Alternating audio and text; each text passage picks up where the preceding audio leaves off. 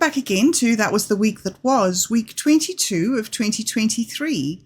And once again, I'm joined by prolific author, blogger, and owner of VJM Publishing, Vince McLeod, who's back again to discuss the events of the past week through the eyes of the Alt Centre. Hi, Vince. How are you doing? Hey, Bob. I'm doing really well. It's getting real dark here now because it's less than 3 weeks to the winter solstice, so just getting through the darkness. Yeah, you're right. It is pretty dark. Well, let's jump into it. I came across a clip of Putin last week in which he said that the Ukraine is an instrument of American foreign policy, and furthermore, that Ukraine is calling to be armed with nuclear weapons. This is a move that would further the interests of the global elites and their warmongering cronies, wouldn't it? The globalist elites have had a lot of dealings with Ukraine. It's not just nuclear weapons, but also the Hunter Biden story. He was involved with oil companies there, taking billions of dollars in bribes on behalf of Joe Biden. So the globalist elites are closely tied up in Ukraine. I don't think they're going to get any nuclear weapons, though, because it would just be too dangerous and it would potentially upset the global order too much. Yes, it would be frightening. Well, Putin also said that the Ukraine has become a testing ground for military biological experiments. I've heard rumors for a few years online that there were Wuhan-style American-funded biolabs in the Ukraine, but I thought it was just wild talk. Is there any likelihood that there could be truth in his allegations? There is a lot of likelihood. They've already found some biolabs in some of the territory that the Russian army has taken over. This was also part of the American involvement in Ukraine. They had a number of biolabs there. Hillary Clinton had a lot to do with that. So it is true they have had biolabs, but it's not certain what was being researched in those or what their intentions were. Well, we mentioned recently that TikTok had been banned in New Zealand government buildings over fears that the Chinese government could be spying on our government officials. Last week, Elon Musk brought the world's attention to the Chinese space program. Apparently, they'll be landing men on the moon in about 7 years' time. Do you think that this new space race will widen the political gap between the East and the West?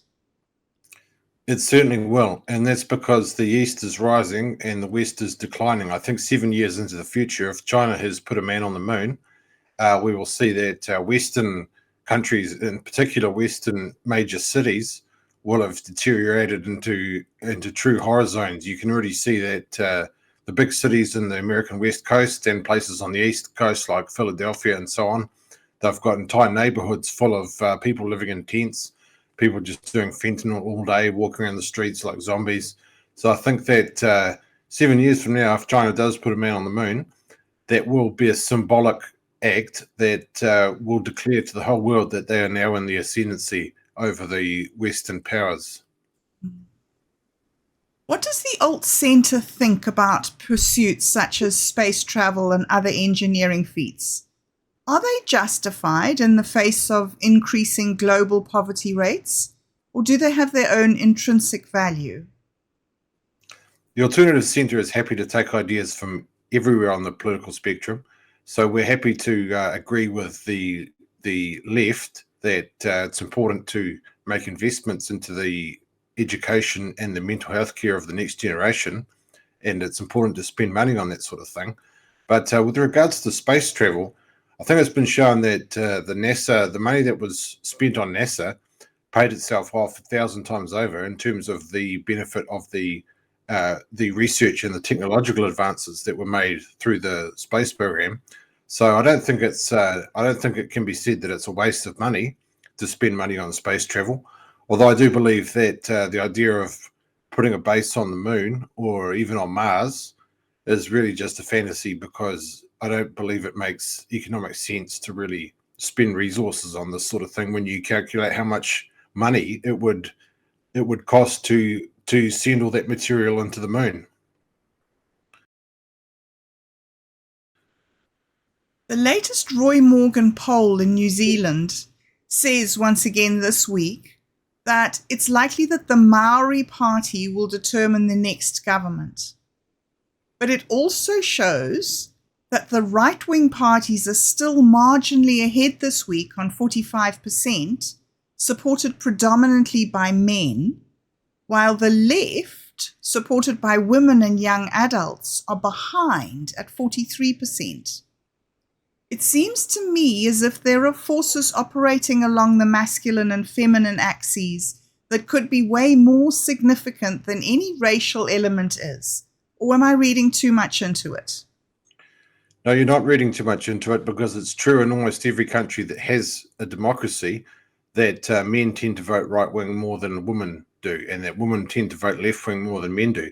And the simple reason for it is that men have got more money, and therefore they've got more to lose from a potential redistribution of wealth, which is why women tend to vote left, because they've got less money, and so they've got more to gain from a potential redistribution of wealth. Now, this is also true. This also explains why old people tend to vote right wing. It also explains why white people tend to vote right wing, because all of those groups tend to have more money. I don't think this is really avoidable, because unless you can enforce perfect equality across the entire society, I think there's always going to be a poorer proportion that's going to benefit from more redistribution. So I think that's why the alternative centre really exists. It's about not so much these two opposing sides clashing and trying to get advantages over each other, but rather recognizing the reality of the situation and choosing to work together to the extent that that's possible instead. The poll also says that government confidence remains at its lowest since Ardern's exit. Are people missing her? Is the left pining? Where are Labour's supporters? I don't believe that this is a function of Ardern, because you can observe in almost every Western country that confidence in the government is significantly lower than what it was about 5 or 6 years ago. Unfortunately, the truth is that the Western world is really just going down the toilet. Things are getting worse everywhere in most ways, and so government confidence is naturally declining because of that reason.